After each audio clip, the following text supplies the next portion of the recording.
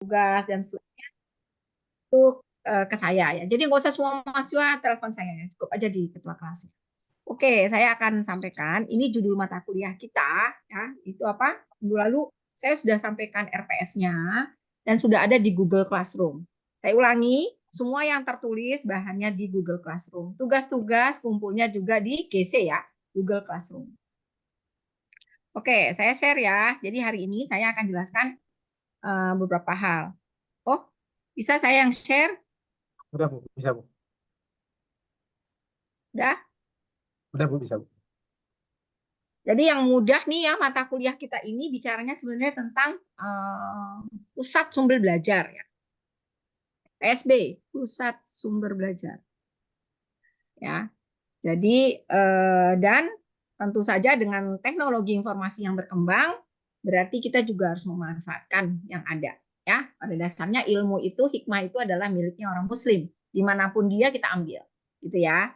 Jadi nggak boleh kita bilang oh kita sih nggak ngerti ya, enggak ya, semuanya harus menggunakan kemampuan teknologi yang ada gitu ya. Sebenarnya teknologi kita ini maju pesat karena adanya internet ya. Jadi semuanya harus dipermudah, jangan dipersulit. Ya, apalagi kalau saya mikirnya masalah yang heboh hari-hari ini soal pemilu segala macam, saya bilang harusnya nextnya itu pemilunya online aja. Kan kita ngikutin demokrasinya Amerika, jangan setengah-setengah, sekalian aja ya. Sekalian pakainya online, jadi nggak perlu kardus, nggak perlu kertas, nggak perlu ada tenda-tenda. Jadi Setuju Bu. harusnya pakai aja di sekolah-sekolah yang ada. Jadi uangnya kasih sekolah tuh, uang kebersihannya, dan macam. Oke, ini saya udah bisa belum? Udah Bu, udah bisa Bu. Udah? Oke, Iya. ya. Nah, untuk kali ini saya akan jelaskan. Jadi kembali ya, ini kita belajarnya tentang um, apa namanya pusat sumber belajar. Ya. Jadi ada ungkapan menarik ya. Dulu waktu pertama kali saya kuliah tuh, kata dosen saya, ya, ini saya pakai yang punya Pak Fahri ya, karena sudah lengkap. Kata dosen saya, ya, um, kalau mau lihat satu pendidikan itu bagus atau nggak bagus, cukup Bu, lihat aja perpustakaannya ada nggak. Perpustakaan adalah jantungnya sekolah, gitu ya. Jadi kalau jantungnya jelek, maka dia akan rusak. Ingat ya, ada hadis dulu, hadis yang terkenal di kita itu. Apa hadisnya itu dalam tubuh manusia itu ada segumpal daging. Kalau daging itu baik, maka semua jadi baik. Kalau daging itu jelek, maka dia akan jelek. Itulah yang disebut dengan hati. Nah, terjemahannya sebenarnya kalau letterlek ke bahasa Arabnya, yang dia maksud itu bukan hati, tapi jantung. Itu ya, fisiknya jantung. Jadi kalau jantung kita nih sehat, dia mau darah ke semua tubuh, maka dia akan sehat. Ini jantungnya bermasalah, semuanya bermasalah. Gitu ya. Cuma di kita diambil terjemahannya kolbu gitu ya. Jadi ya ada juga nggak ada salahnya bahwa hati dalam artian kolbu itu hati yang nggak kelihatan. Padahal hadis itu konteksnya sebenarnya letterlek hadisnya itu bicaranya yang fisiknya, yaitu hati. Jadi kalau jantungnya itu bagus semuanya akan sehat ya. Makanya kita harus banyak senam, jalan segala macam supaya jantungnya sehat gitu ya. Kalau jantungnya Bapak Ibu ini tidak sehat, ya sulit yang lain. Nah, kalau kita bicara belajar, bicara sekolah, pendidikan, maka jantungnya itu adalah perpustakaan. Ya. Jadi dulu saya pertama kali itu belajar, dibilang gitu, kamu lihat kampus ya sebelum masuk, lihat cari aja perpustakaan. Karena kita mau sekolah di mana? Saya tanya, kamu mau kuliah di mana? Cuma kita lihat kampusnya. Apa yang mau dilihat di kampus itu? Ya, lihat perpustakaannya. Kalau perpustakaannya keren, berarti itu kampus bagus. Karena pusat sumber belajarnya adalah perpustakaan. Nah, sekarang dengan era teknologi, walaupun di Indonesia masih relevan, kita bicara masih relevan. Jadi konteksnya saya mungkin lebih menekankan di awal, kita bicaranya adalah sumber belajar dalam artian media cetaknya, ya, yang ada di perpustakaan. Walaupun sekarang kan nggak susah ke semua perpustakaan, semua ada di online gitu ya. Ya, di online tapi Anda harus bayar juga kan, ya. Gitu. Oke, okay.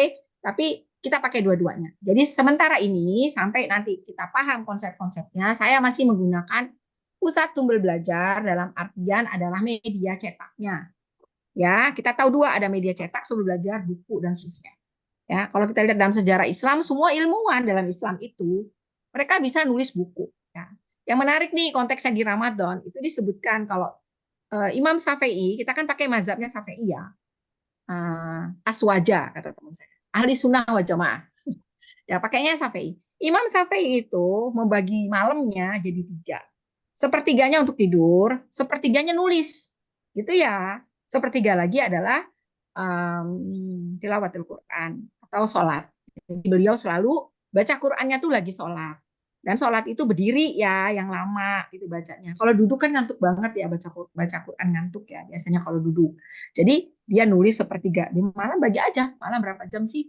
Ya dihitung dari jam 6 pagi sampai 6 sore itu ya, 12 jam kira-kira. Jadi 4 jam. Aduh, Masya Allah ya. Dia tidur cukup mungkin 4 jam, 3 jam. 4 jam, 3 jam dia nulis ya. Katakanlah 9 jam ya, 3 jam, 3 jam. Dan 3 jam dia sholat. Sholatnya dia baca. Tulis, baca. Ibu-ibu sebenarnya yang ngajar guru-guru SD itu tahu banget. Apa namanya? Ah, tuh, balis bang, gitu ya. Baca, tulis gitu ya. Masih, mana sih istilahnya tuh? Ada yang Calis, guru SD sini? Halo Ibu, apa? calistung, Bu. Calistung. Iya Pak, calistung Calistung, Ibu, Bu. calistung. Calistung. Baca, tulis. Tulis berhitung. Nah, jadi bacanya apa? Kalau kita di bulan puasa, konteksnya baca Quran. Jadi kalau tadi saya cerita Imam Syafi'i, beliau itu setiap hari 2 kali khatamnya. Jadi berarti dia 2 kali ya, baca 30 juz tuh. Ini ya. Nah, bacanya 2 kali nih khatam. Gitu. Masya Allah ya. Ya, tapi kalau di Sabtu mungkin dispensasi karena lagi kuliah. Hari lain, masih ada 6 hari yang lain. Itu ya, harus khatam tuh. Jangan cuma satu, itu mah zaman dulu ya. Udah nggak relevan gitu ya hari gini ya, apalagi yang udah kuliah. Oke, jadi baca, tulis. Nah, Imam Syafi'i nulis. Nah, jadi tolong yang nulis-nulis PR segala macam itu dikerjakan, saya sarannya selalu di hari Sabtu ya. Oke, kita akan belajar kenapa perlu ada sumber belajar. Jadi kalau ada sumber belajar media cetak itu, terus sekarang dengan teknologi berkembang pesat karena ditemukannya internet. Tuh, ya internet. Bahasa kerennya adalah infrastruktur. Internet itu infrastruktur. Jadi infrastruktur itu bukan cuma jalan tol, ya, tapi harus dibangun juga infrastruktur kaitan dengan internet. Jadi sehingga semua kampung desa itu bisa dapatkan informasi. Ya, informasi itu adalah ini Bapak Ibu lagi kuliah ya, teman-teman lagi kuliah itu mencari informasi, ya, informasi dan kemudian mudah-mudahan memperkuat wawasan. Saya selalu bahasa saya sederhana, katakan kenapa orang perlu sekolah? Kenapa? Intinya adalah to make decision, untuk ngambil keputusan. Kita dalam hidup itu ngambil keputusan. Saya mau nonton TV, drakor, ibu tuh drakor, apa saya mau tilawah Quran. Nah, itu keputusan, ya. Semakin kita banyak pengetahuan, banyak informasi, mudah-mudahan keputusan kita makin tepat. Oke, kalau kita bicara belajar, maka kita harus tahu konsepnya, ya. Apa yang dimaksud dengan belajar itu sendiri, ya. Nah, banyak definisi-definisi yang ada kalau kita bicara soal belajar ya. Dalam Islam jelas ya, belajar itu adalah dari ayunan gitu ya sampai ke yang artinya dari sepanjang umur ya. Bahkan Islam itu lebih lengkap dibandingkan dengan konsepnya PBB ya atau United Nation. Jadi yang namanya belajar itu biasanya kita mengambil definisi atau mengambil konsep dari yang terkenal, yaitu siapa? Di bidang pendidikan siapa Ibu-ibu? Ini kan udah semester 2 ya. Dari siapa? Ki Hajar Ki Dewantara. Hajar Dewantara Ibu. Untuk Indonesia, Ki Hajar Dewantara. Kalau untuk luar negeri? Ya. Siapa? Tokoh-tokoh intelektualnya. Apa yang dimaksud dengan belajar? Ya, apa? Halo? Masa nggak ada? Coba dibuka di Google, buka handphone. Silakan dibaca di Google-nya. Google bilang apa? Apa yang dimaksud dengan belajar? Gitu. Ya, anak kecil tuh belajar dari dalam kandungan udah belajar, gitu ya. Sampai ke yang lahat. Jadi sepanjang umur kita belajar. Oke, apa kata Google definisinya belajar? Silakan. Raise hand siapa yang mau jawab? Biar nggak ngantuk Bapak Ibu. Bu, Ya, siapa? Sebut nama ya. Ya, halo? Silakan Pak. Siapa yang raise hand? Nggak kelihatan. Bu Ya, Endah sebut itu. nama dah. Sebut nama. Bu Endah. Enggak, Bu Silakan. Endah. Ya. Apa yang dimaksud dengan belajar? Iya Bu, saya yang present. Baik, untuk saya Endah Ibu. Silakan.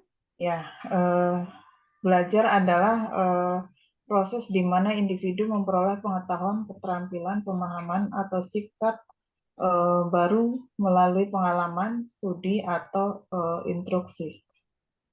Ya, ya itu lengkap ya. Artinya studi itu belajar kayak di kelas, instruksi mungkin lebih banyak kalau di workshop ya atau training ya, seperti itu.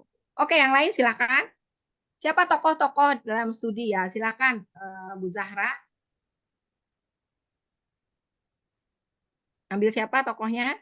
Tadi Ki Dewantara salah satunya di Indonesia ya. Kenal. Di luar negeri siapa kalau kita belajar? Jean Hah? Piaget, Bu. Jean Siapa? Piaget. Jean Piaget. Oke, Piaget silakan. Orang Prancis ya. Ya, menurut Jean Piaget, belajar adalah proses konstruksi pengetahuan yang terjadi melalui adaptasi terhadap lingkungan, di mana individu secara aktif mengasimilasi informasi baru ke dalam kerangka pemahaman yang sudah ada dan mengakomodasi kerangka tersebut sesuai dengan pengalaman baru. Oke, jadi artinya kita udah punya sesuatu nih di dalam kepala kita yang kita udah tahu. Apa yang kita lihat ya, makanya anak kecil itu sebenarnya belajarnya banyak dengan melihat. Makanya kalau di pendidikan PAUD ya, TK, itu kan banyak gambar-gambar ya. Jadi dia lihat gambar dia tahu ini apa gitu. Bahkan huruf-hurufnya gitu ya. Bahkan bahasa asing itu efektif ketika anak-anak emang TK gitu ya. Jadi dia sudah punya pengetahuan, terus dia belajar nambah informasi baru. Itu ya, kira-kira intinya seperti itu. Oke, silakan berikutnya siapa lagi? Satu lagi. Kalau menurut Kane gimana? Kan sering disebut Kane itu teori belajar. Silakan siapa yang mau jawab? Menurut Kane. Ya, apa? Silakan. Pak Sabirin. Silakan, Pak. Menurut Kane, apa yang namanya belajar? Bu, maaf, saya Ya. baru buka itu terkait dengan terminologinya. Menurut ahli psikologi, Oh, nih, Bu, psikologi. Oke, W.S. silakan. Winkel. Ya, Kata silakan. beliau dari W.S. Winkel, Jakarta Garasi 1996, halaman 53, mencari informasi atau pengetahuan baru dari sesuatu yang sudah ada di alam. Ya, iyalah yang ada ya, mungkin yang nggak ada ya. Itu saya. Jadi mencari sesuatu dari yang ada. Mungkin sekolah kayak sekolah alam tuh hanya dari alam. Semuanya ada di alam. Dan Allah tuh adil ya, di semua tempat itu ada indahnya. Ini saya kirimkan juga yang ada di jurnal, bisa dilihat ya, menurut Kane. Jadi artinya menambah sesuatu pengetahuan. Itu namanya belajar ya. Belajar. Harus tahu ya namanya belajar. Misalnya ngapain sih? Aku lagi belajar nih Bu, gitu, lagi belajar. Dia harus tahu tuh maknanya apa yang dimaksud dengan belajar. Ya, jadi belajar itu apa bedanya dengan pembelajaran? Kalau belajar ada dua istilah ya, ada pembelajaran, study gitu ya. Kalau bahasa Inggrisnya tuh ada yang disebut dengan learning. Ya, itu beda ya. Jadi kita harus lihat bedanya ya. Jadi kalau yang itu yang saya kirim bisa dibaca itu ada di jurnal ya. Kita mulai buka-buka jurnal lah ya. Jadi ini terkenal biasanya bicara instructional design itu menggunakan Kane, itu bisa dilihat ya apa yang dimaksud dengan belajar ya. Jadi kita tahu bahwa kita belajar itu ya tadi semua yang kita lihat itu semua jadi pelajaran sebenarnya ya. Jadi bukan hanya yang dari buku ya, tapi memang kalau kita sekolah itu pasti ada buku ya. Kalau zaman dulu tuh buku baru dan seterusnya ya. Itu anak-anak sekolah biasanya kalau punya anak kecil, aku sekarang udah naik kelas ini, aku harus beli buku dan seterusnya ya. Biasanya kan larinya ke tadi ya, ada buku cetaknya. Oke, kita tahu bahwa teori yang terkenal dari Kane kaitan dengan belajar ya. Robert Kane ya. Terkenal itu yang nanti silahkan dibaca ya, itu model apa namanya? Model instructional design-nya dia ya. Dan ini udah dikutip dalam bahasa Indonesia. Jadi nggak susah ya. Mudah-mudahan pada ngerti bacanya. Itu ya. Jadi yang namanya belajar itu ada dua, dan kita tahu belajar itu sebenarnya ya sepanjang pengetahuan kita yang ada dan selalu menambah. Nggak selalu di bangku sekolah gitu ya. Hidup ini adalah belajar gitu ya. Makanya itu kita hidup nih ya, nambah umur ya, waktu. Al-tarbiyah itu adalah pendidikan, yaitu adalah belajar gitu. Hidup ini adalah belajar. Karena hidup ini kita kan setiap hari banyak hal yang kita lihat ya, itu sebenarnya pelajaran. Tapi konsepnya ketika kita bicara soal belajar di sini adalah kita lebih melihat dalam pendidikan. Di Bapak Ibu semua harus tahu bahwa yang namanya belajar. Ya sudah dibaca ya jurnalnya, siapa yang bisa tolong bantu saya? Abstraknya aja ya, bacain ya. Apa artinya belajar menurut Kane? Silakan. Please raise hand please. Ya, bisa dibuka filenya. Bisa ya? Sedang adzan di sini, Bu. Oh, lagi ada. Oke. Dekat masjid ya, di sini belum. Ya, apa-apa ya. Oke ya, jadi nanti nggak apa-apa saya yang lanjutkan. Jadi kita bicara belajar dan ada pembelajaran. Belajar itu tanpa sumber belajar nggak mungkin. Artinya kita perlu dibantu pengetahuan itu dengan sesuatu. Bahkan untuk lebih mendalam perlu adanya riset. Kenapa sih kita belajar di MTP terus perlu ada tesis? Setiap pendidikan formal itu harus ada outputnya dalam bentuk riset, ya. Jadi itu riset adalah hasil penelitian. Nggak mungkin membuat suatu tulisan kalau Anda nggak bisa baca. Ya, makanya kalau dalam Islam jelas ya, Iqra bismi rabbikal ladzi khalaq, Iqra gitu. Jadi sering tuh mahasiswa bilang gini, Bu, saya udah punya ide ya, tapi saya kok nulis nggak bisa. Karena apa? Nggak ada yang di dalam, nggak diisi kepalanya dengan banyak baca. Nggak mungkin bisa. Gitu. Saya karena suka bercanda bilang, udah kamu berdiri aja atas meja tuangin gitu. Nggak keluar, Bu, gitu ya. Nggak keluar-keluar, tuangin aja gitu. Artinya kayak teko aja, tergantung yang diisi. Kalau Anda banyak isinya, ya, ikroknya banyak dibaca, buku-buku pendidikan, buku-buku yang terkait pembelajaran, maka buku-buku teori belajar, Anda baca jurnal dan seterusnya, Anda akan mudah untuk nulis. Itu ya. Secanggih apapun teknologi, misalnya AI ya, kita pakai artificial intelligence, boleh nggak sih, Bu? Boleh, boleh aja. Tapi Anda harus nulis. Artinya gini, nggak boleh curi punya orang, ide orang kemudian di template punya namanya Anda. Itu nggak boleh, itu namanya melanggar etika. Ya, bedanya orang sekolah dengan nggak sekolah itu ngerti etika. Ya, kalau kita ngambil punya orang tanpa menyebutkan namanya, artinya kita nyolong. Dosa itu. Harus sebut ini punya siapa. Ya. Saya juga bilang kalau S2 Anda harus buat sendiri kuesionernya. Kalau S1 enggak ya. Saya cuma bilang kamu minta aja telepon itu. Yang punya jurnal ada namanya, ada emailnya. Minta ke dia. Orang-orang yang cinta dengan ilmu akan senang untuk berbagi. Ya, dia nggak akan pelit untuk bagikan kuesioner. Tapi kan kuesioner nggak ada di jurnal. Gitu. Anda harus kontak beliau langsung gitu ya, minta. Ya saya dikasih. Ya, kalau dia seorang pembelajar. Tapi kalau dia nyuri, nyolong dia nggak akan ngasih. Gitu ya. Agak beda ya. Oke ya, kalau S2 Anda harus buat semuanya sendiri. Jadi makanya Anda harus tahu konsep belajar. Karena nanti dalam tesisnya semua pasti ada. Ini kan jurusan MTP. Ya, Magister Teknologi Pendidikan. Pendidikan itu tentu harus belajar. Ya, oke. Jadi ada dua. Kita lihat pembelajaran. Kita lihat untuk belajar perlu sumber belajar. Ya, pembelajaran tentu dalam artian prosesnya. Prosesnya nggak mesti seperti ini langsung ya, kita online alhamdulillah dengan teknologi ya bisa belajar. Anda bisa belajar dari YouTube ya. Kalau tadi misalnya Bu Hasanah bilang coba lihat Kahoot gitu ya untuk kuis enak tuh menarik ya. Ya kita belajar di mana di YouTube ya, bukalah YouTube ya. Kan saya sebutkan semua ilmu itu, semua hikmah itu miliknya orang Muslim yang paling berhak ngambilnya. Jadi kita harus belajar ya. Tapi kenapa kita sering terbelakang? Karena kita nggak suka belajar. Itu ya. Harusnya makin senang gitu, makin ada ilmu tuh makin senang. Ya, oke. Terus pembelajaran apa? Pembelajaran itu adalah prosesnya. Ya, prosesnya kita belajar itu adalah melakukan yang namanya pembelajaran. Jadi ada yang namanya belajar, ada namanya sumber belajar yang kita gunakan sumbernya apa. Kemudian ada proses pembelajarannya dan tentu ada medianya. Kita pakai apa belajar itu? Apakah medianya cuma lisan nih, dosennya ngomong bla bla bla. Enggak ya, makanya harus sering banyak dikirim tulisan-tulisan atau jurnal sehingga Anda juga baca. Apa bedanya buku dengan jurnal? Kalau buku lebih ke konsep, sumber belajar. Ya. Jadi harusnya kalau Bapak Ibu guru, di sini ada berapa orang guru? Kemarin saya sudah tanya dan banyak ya. Saran saya Bapak Ibu, di samping mungkin kalau bisa nih ketua kelasnya ya Pak Arief dikoordinir teman-temannya, dikumpulkan gitu ya, dikumpulkan tuh materi-materi kuliah dijadikan buku. Bagus kan? Atau ada tugas-tugas makalah. Nah, Anda setiap pelajaran kan ada makalahnya, ada tugasnya.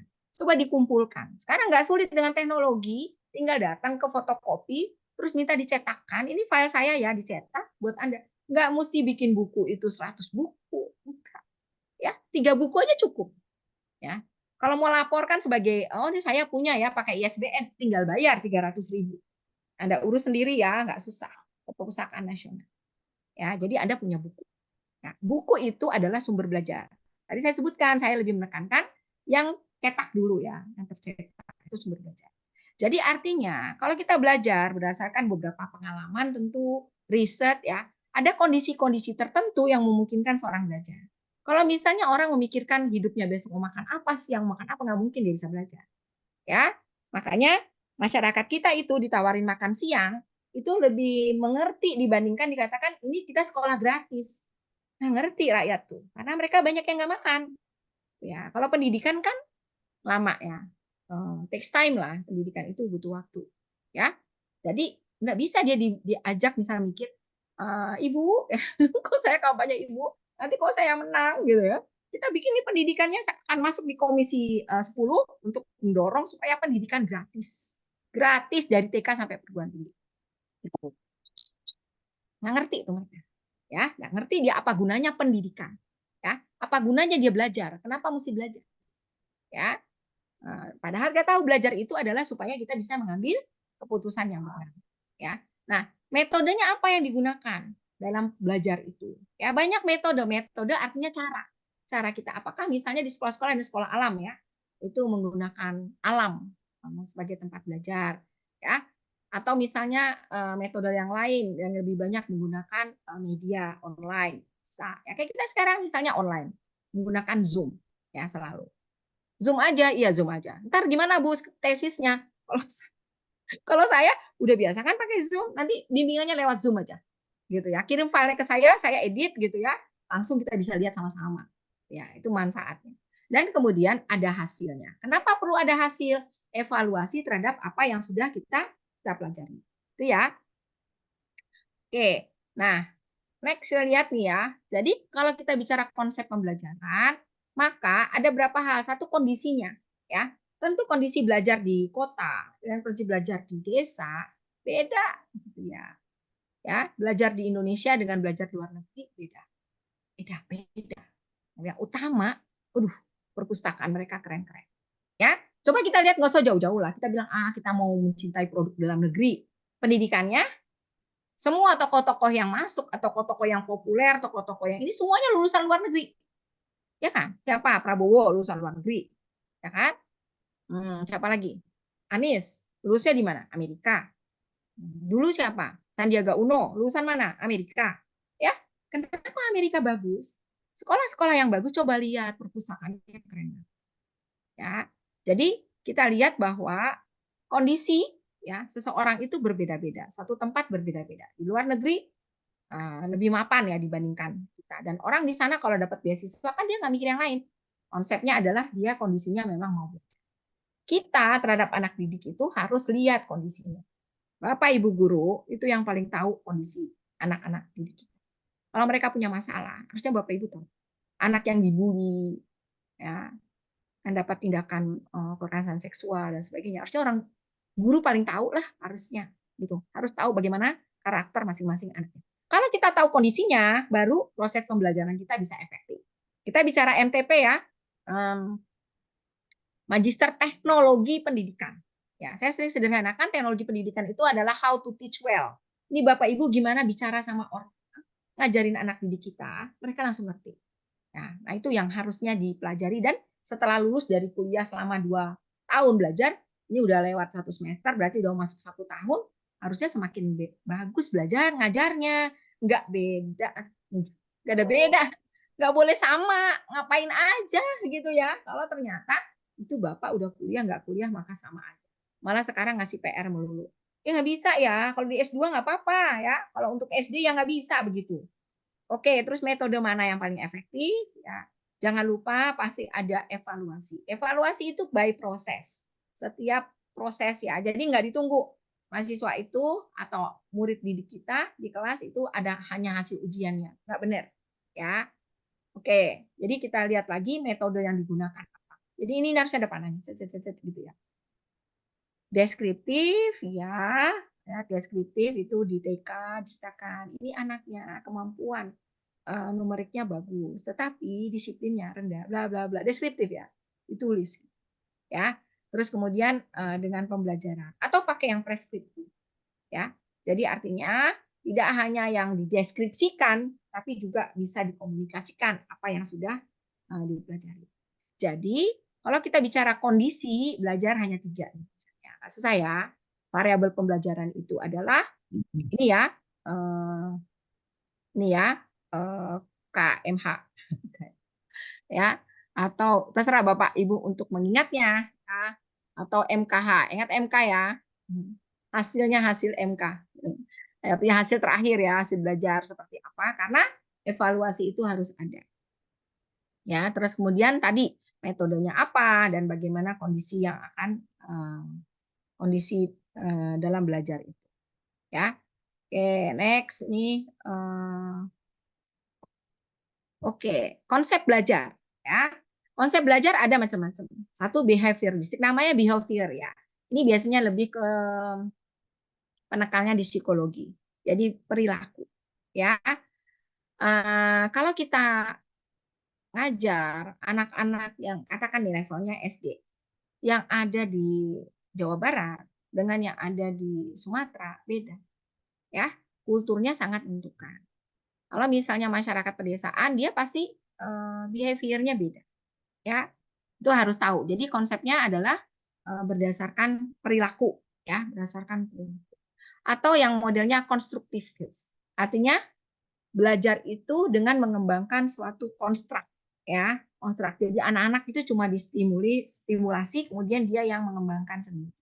Ini banyak yang model konstruktif seperti ini di pendidikan barat ya.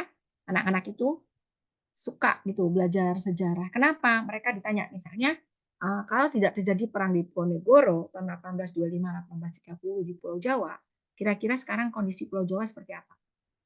Jakarta ada atau bagaimana bentuknya? Itu lebih konstruk ya sifatnya. Terus kemudian kognitif, ini yang paling umum, model ceramah ya. Saya belajar ceramah, kognitif aja bla bla bla bla gitu, dengar ya.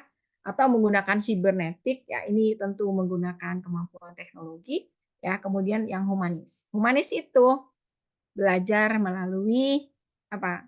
Sekarang yang terkenal itu masyarakat kita sukanya apa sih? Sukanya komedian.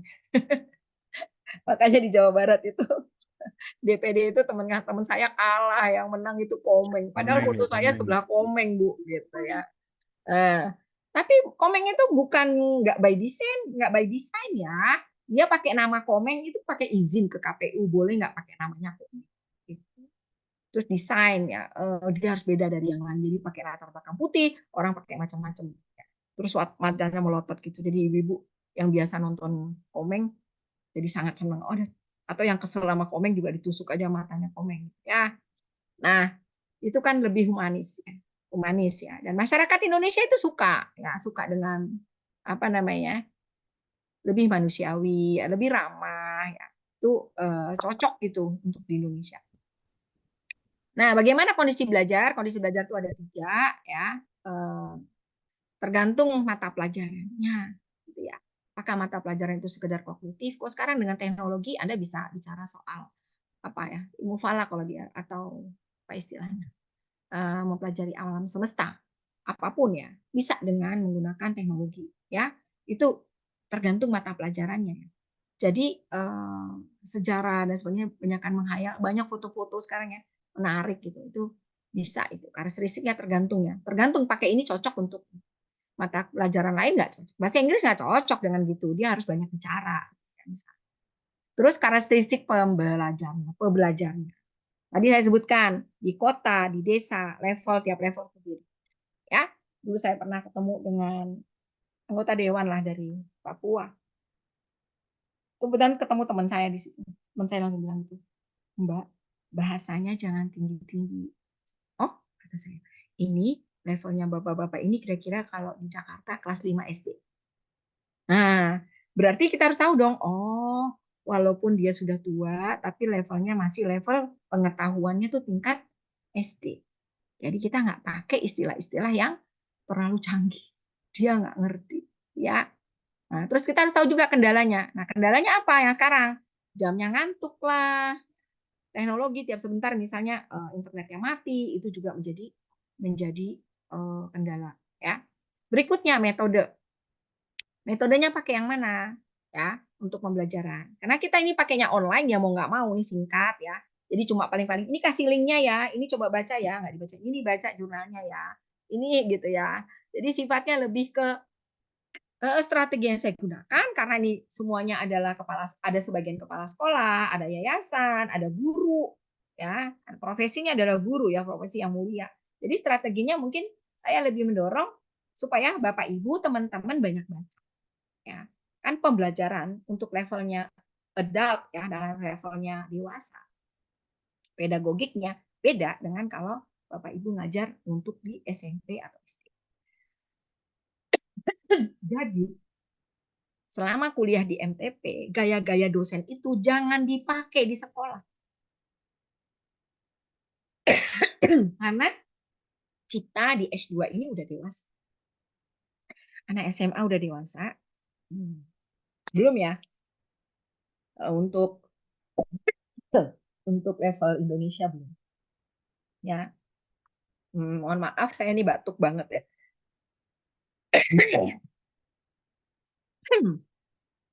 Mudah-mudahan sembuh. Nggak apa-apa 2 jam lagi buka. Oke, jadi strateginya beda. Saya ingatkan nih Bapak Ibu. Karena kita belajarnya nganggap ini semua Bapak Ibu guru, kepala sekolah adalah orang dewasa.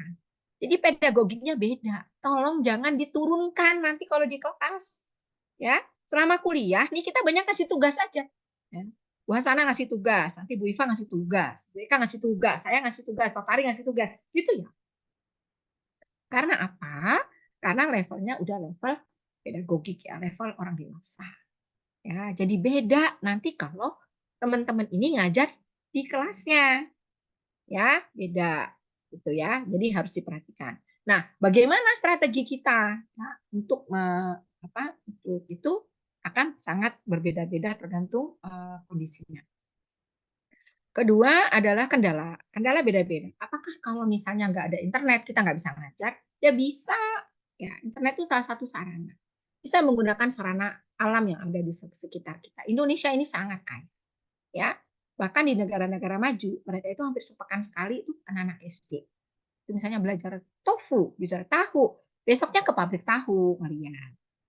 Ya, paling enak kalau ekonomi ya, belajar ekonomi, belajar uang, alat tukar gitu ya. Nah, segimana dong? Harusnya Anda itu jalan-jalan bukan ke BI tapi ke pabriknya, ya, pabrik bikin uang, cetak uang. PT apa? Yang buka uang, Bu? Enggak ya, nggak pernah pegang uang ya? Enggak ya, sekarang saya udah nggak pakai uang, saya semuanya online. Ya enggak lah, kalau ada sholat tarawih itu masih ditunggu uang cash. Ya, jadi untuk belajar itu harus ke pabrik uang gitu. Di mana Indonesia cetak uang? Cetak uangnya di mana? Hah? Di PT? Apa Ragil nggak kedengeran suaranya? PT Peruri ya, Bu ya? Iya. Peruri. Itu panjangannya Peruri, panjangannya Perum Perusahaan Umum. Panjangannya apa? Ada panjangannya. Apa? Ya, jadi kita harus lebih ini ya, lebih kritis gitu. Kalau sesuatu disampaikan, kenapa begitu? Kayak anak kecil ya, anak kecil itu kalau belajar kan curiosity-nya tinggi ya, nanya gitu. Jadi karakteristiknya gimana? Makanya kita lihat ada yang level. Kalau lihat-lihat saya pernah lihat di YouTube ya, belajar bahasa Arab, itu kan ya, belajar bahasa Arab ceritanya. Itu beda banget ya. Orang Indonesia ini, anak-anak kita ini nggak bisa mengutarakan apa yang dia mau. Tapi tuh. Nah, kalau di levelnya orang dewasa nggak perlu kali, Bapak Ibu sudah tahu semua gitu ya, udah pasti jawab lah kalau ditanya. Tadi terbukti di awal saya tanya. Tapi untuk level-levelnya SD, SMP, kelemahan dari semua kurikulum yang ada, kenapa dikatakan intinya gini? Oh, ceramah ya, metodenya cuma satu arah gitu ya. Artinya apa? Nggak dikasih kesempatan mereka mengungkapkan pendapatnya. Ya, nah itu kelemahan di kita. Makanya kalau anak-anak ditanya nggak ada yang jawab. Paling ketawa. Ya, itu yang mungkin saya udah pernah sampaikan juga, yang teman saya punya sekolah high school itu, dia mengatakan di tempat saya Mbak, komunikasi itu nomor 1. Ya. Jadi anak-anaknya itu bisa mengutarakan, mengekspresikan apa yang ada di pikirannya. Kita sebagai guru meluruskan. Jangan sampai dia mengungkapkan aja nggak berani. Ya, apalagi kalau di rumah modelnya orang tuanya diktator. Wah, ada ribet. Ketemu di sekolah gurunya diktator juga. Aduh, kasihan ya anak-anak kita ya. Nggak bisa dia mengungkapkan maunya. Artinya harus sabar. Ada kisah menarik ya. Ada seseorang murid nih, tapi dia belajarnya pasti syariah Islam. Dia ngomong ke syekhnya, "Syekh, bla bla bla bla," panjang. Syekhnya dengerin. Lalu dia bilang, "Wahai anak muda, aku sudah dengar itu sebelum engkau lahir." Tuh, gitu guru yang baik. Sebelum anak itu lahir dia udah dengar. Enggak langsung, sudah, Amir nggak usah cerita itu. Bapak sudah tahu. Enggak gitu. Artinya, kita nggak ngajarkan mereka, memberi mereka ruang untuk mengutarakan pemikirannya. Ya. Nah, itu harus sabar-sabar jadi guru gitu. Aduh, nggak kecapek materinya. Wah, nggak kecapek. Nggak, itu targetnya. Ya, terutama nih saya titipkan buat Bapak Ibu guru di level SD. Ya, jangan, kita kan suka gitu ya, anak-anak tuh kalau salah ketawa gitu. Kok salah diketawain sih? Salah tuh dibantu. Nah, jadi nggak apa ya, nggak mendidik gitu ininya. Apa namanya? Iklimnya. Oke. Jadi ya tadi kendala-kendalanya kendala kultur, kendala nggak bisa bicara dan sebagainya. Nah, artinya apa? Berikutnya harus ada strategi. Metode dengan strategi itu bedanya apa? Silakan bantu saya ya. Metode dulu, silakan Pak Sabirin. Metode itu apa? Metode. What's the meaning of method? Nanti ada metode penelitian, metode pembelajaran. Simpel aja, yang mudah. Apa artinya metode? Metode itu adalah cara yang teratur dan berpikir baik-baik untuk mencapai suatu maksud. Oke, jadi metode itu adalah cara. Kalau di organisasi dia lebih canggih. Metode itu disebut dengan dituangkan dalam SOP. Ya, kadang-kadang kita tahu sesuatu, kata teman saya gini, "Bu, coba SOP-nya ceplok telur." Kita cuma ambil telur ceplok, enggak. Taruh dulu wajannya, tuang airnya, langkah kedua minyak dulu ya, minyak, terus kemudian ambil telurnya, ceplok telur. Ini tahap demi tahap gitu loh. Itu disebut dengan metode, cara, ya. Jadi metode penelitian adalah cara meneliti. Kalau ilmunya apa? Ilmu penelitian, Bu, namanya metodologi. Ada sosiologi, ada biologi, ada metodologi penelitian. Beda ya. Oke, apa yang dimaksud dengan strategi? Silahkan. Siapa bisa bantu saya? Langkah-langkah, Bu. Siapa nih yang ngomong? Nama. Ragil. Ya, silahkan. Strategi itu langkah.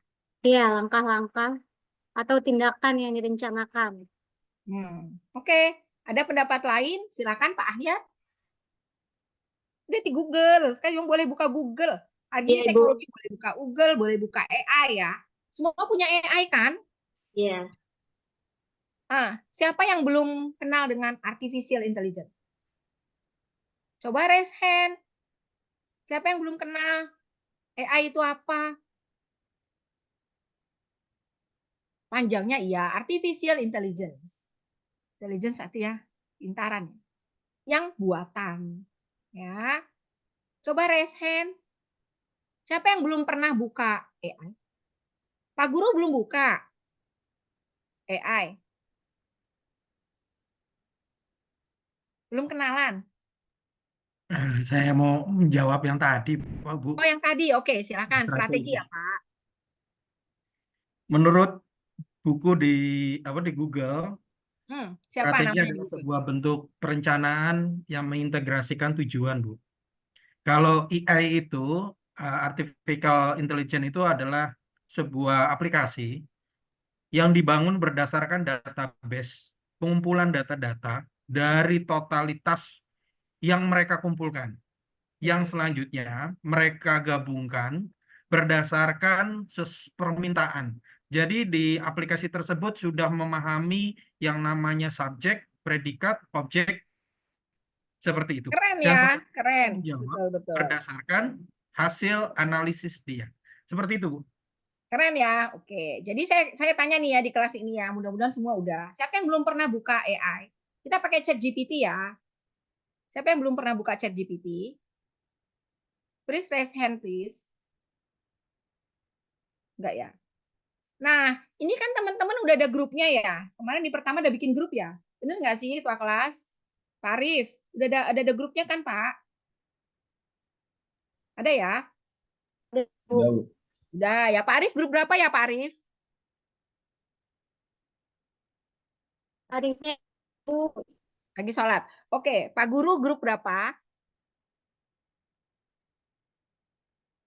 Halo Pak Saya Guru?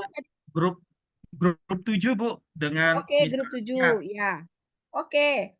Eh, Bu Ragil Agustina grup berapa? Agustina, grup Iya, berapa? Grup berapa? 4 Bu kayaknya. Oke, ya. Bentar sih. Jadi agar semua grup ada suaranya, ya. Bagaimana menyampaikannya, strategi pengelolaannya bagaimana dan sebagainya. Ini harap dicatat ya, Bapak Ibu guru. Ini nih kita nih.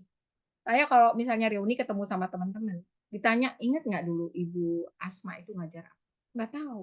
Tapi tahu kan gaya Bu Asma? Oh iya, banyak yang bisa nyontohin gayanya. Gaya penyampaiannya itu diingat semua siswanya. Ya, tapi pelajarannya apa udah nggak ingat kali apa yang diajarkan. Gitu ya. Jadi cara penyampaian, strategi dalam pengelolaan bahan ajar itu juga sesuatu yang perlu. Oke, berikutnya setelah ada metodenya, ya metode isinya adalah strategi-strategi tadi, berarti kita harus tahu hasilnya. Ya, sangat disayangkan kalau misalnya kita sudah ngabisin waktu, belajar setiap sekian selama 1 jam, terus apa hasilnya? Ya, itu harus ada. Ada dua ya. Pertama, hasil itu efektif. Kemudian efisien. Ini biasanya ekonomi sering banget kata-kata ini nggak efektif, nggak efisien gitu ya. Jadi itu kata-kata yang sudah apa ya populer banget ya. Apa sih bedanya efektif sama efisien? Silakan Burin kelompok berapa Bu? Brun Kuspriyati kelompok berapa Ibu? 7, Bu. Oh sama-sama Pak Guru ya. Ya, Ya silakan Bu. Apa bedanya efektif sama efisien? Orang ekonomi paling sering bilang ini nggak efektif, ini nggak efisien. Bedanya apa?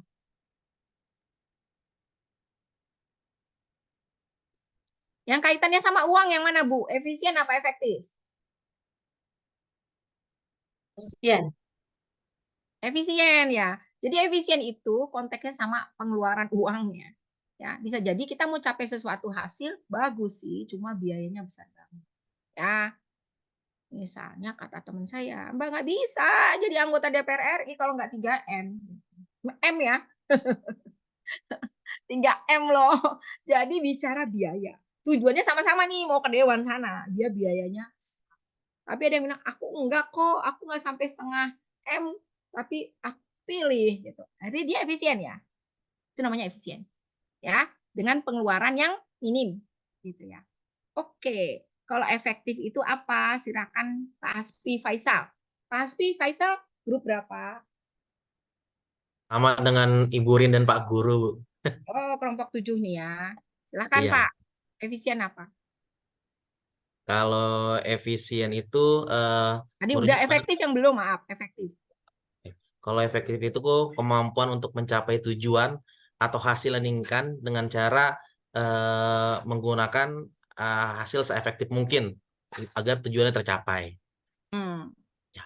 Ya, jadi kalau efektif kita bicara bahwa tujuannya yang tercapai. Ya, biayanya at any cost.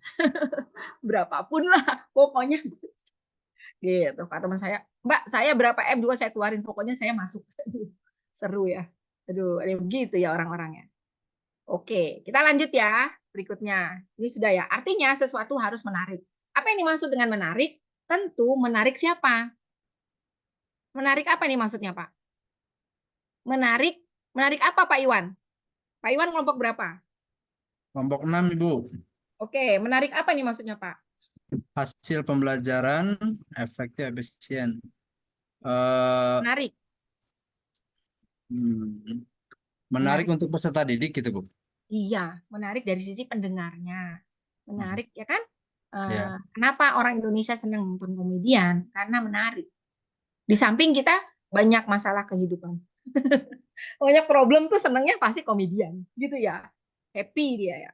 Nah, memang salah satunya nih, catat ya Bapak Ibu, hasil-hasil kita belajar. atau nanti hasilnya akan baik, tergantung kondisinya. Jadi yang pertama apa? Yang membuat orang menerima semua hasil pelajaran itu adalah happy.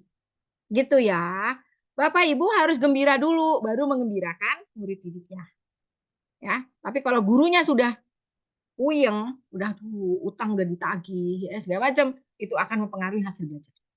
Oke ya. Jadi Bapak Ibu harus tahu bahwa menarik itu hanya bisa kalau kondisinya gembira. Makanya ada salah seorang kalau lihat ya di YouTube, saya lihatnya di YouTube kan.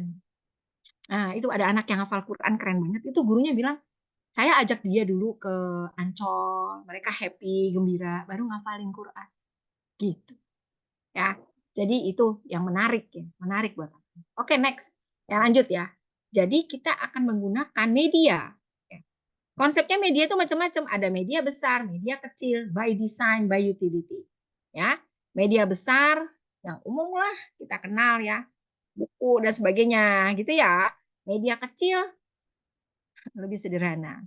Coba apa bedanya Pak Sugeng? Pak Sugeng kelompok berapa? Pak Sugeng Haryanto kelompok berapa? Kelompok 6 kalau nggak salah, Bu. Jangan pakai salah. Ya Pak, apa bedanya Pak? Media besar nggak media kecil? Media besar mungkin seperti buku, kemudian buku-buku induk seperti itu, Bu. Kalau kecil? Kemudian untuk kecil mungkin buku kutipan ataupun yang desainnya lebih kecil gitu, Bu, artikel. Jadi ini saya punya buku ya, bukunya besar ya. Ini contoh. Apakah ini termasuk buku besar? Kelihatan ya? Besar nggak? Oh iya. Terus ini buku kecil. Nggak hubungannya sama fisik dong ya. Nah, kita lihat ya. Jadi besar atau kecil bukan bentuknya. Ya. Tapi dalam artian apa? Ada yang bisa Jangkauannya bantu ya, saya? jangkauannya Ibu. Siapa ini? Bu Vita Ibu. Siapa? Bu Vita, Novita, kelompok berapa? kelompok 5 Ibu. Oke. Jadi apa yang dimaksud dengan media besar? Media besar itu mungkin media yang bisa digunakan dengan jangkauan yang lebih luas mungkin Ibu. Jangan pakai mungkin. Kita kan semuanya informasinya sudah fix. Iya, untuk Kalau media jangkauan yang kecil? lebih luas. Kalau media kecil untuk ruang lingkup tertentu, jadi terbatas. Oke. Silahkan berikutnya. Setuju nggak itu dengan hal itu, Bu Enda? Bu Iya, Enda, Bu. Ya, kelompok berapa? saya kelompok 3, Ibu. Ya, silakan Bu Enda setuju. Bisa Ini katanya kalau saya besar itu tambahkan, jangkauannya. ya, boleh ditambahkan ya, Bu ya. Ya, silakan. Baik, untuk media besar itu bisa mengacu pada media yang lebih besar dalam ukuran fisiknya dan seringkali digunakan untuk presentasi di depan kelompok besar, misalkan di kelas. Di sini contohnya misalkan papan tulis, layar proyektor, ataupun kertas flip card. Kemudian Media kalau kecil? yang media kecil mengacu pada media yang kecil dalam ukuran fisiknya dan biasanya digunakan untuk interaksi yang lebih intim atau dalam kelompok kecil, maaf, seperti dalam diskusi kelompok atau aktivitas individu. Di sini contohnya kartu gambar, kartu permainan, atau perangkat lunak pembelajaran interaktif pada perangkat digital. Oke, Pak Sanusi setuju? Kelompok berapa Pak Sanusi? Pak? Kelompok 1, Ibu. Kelompok 1 setuju nggak dengan itu? Ya, Bu. Mungkin di sini ada sedikit tambahan juga bahwa tentang pengaruh media media besar dan media kecil dilihat dari pengaruh dan reputasinya. Media besar ini cenderung memiliki pengaruh yang lebih besar dalam membentuk opini publik dan mempengaruhi agenda politik, budaya, dan sosial. Mereka sering memiliki reputasi yang manapun. Sedangkan media kecil, meskipun media kecil itu memiliki pengaruh di tingkat lokal atau dalam komunitas tertentu, tapi pengaruh mereka secara keseluruhan biasanya lebih tidak terbatas daripada media besar. Mungkin itu tambahannya, Bu. Oke. Kalau gitu kita kontekskan dengan jurnal misalnya. Kenapa jurnalnya masuk ke terindeks atau katakanlah terindeks lah ya, terindeks Scopus ya, jurnalnya. Ya, kenapa itu jadinya sesuatu yang selalu jadi syarat ya? Kalau kita mau cari kepangkatan dosen gitu ya, atau misalnya untuk research ya, researchers itu selalu nyari yang konteksnya ke media besar, artinya yang punya dampak besar gitu ya. Artinya penelitiannya dia itu membawa dampak kepada masyarakat. Ya, itu masuknya. Jadi medianya kecil sebenarnya ya. Kalau kita bicara cuma bicarakan Scopus atau yang masuk ke Sinta 1, Sinta 2 jurnal, ya, tapi dia melihat dari sisi dampaknya. Ya, yang dia tulis itu punya dampak besar kalau dia. Ya. Oke. Terus kita lihat ada media yang by design, apalagi kita bicara teknologi informasi, gitu ya. Kemudian by utility, yaitu kita lihat media dari sisi pemanfaatan. Nah, kalau kita bicara sumber belajar itu sumbernya banyak orang. Kita bisa belajar dari seseorang, sumbernya orang itu. Ya, kita mau neliti misalnya dari seorang, katakanlah seorang punya usaha ya, atau yang sangat lagi tren tuh sekarang di masjid. Masjid apa di Jogja itu? Masjid Gorogian, apa namanya? Joko Karyan. Joko Karyan tuh pada pinter banget. Itu suatu fenomenal ya, bisa buka e-store, terus bisa kasih orang 3.500 makan gratis, bukan makan siang ya.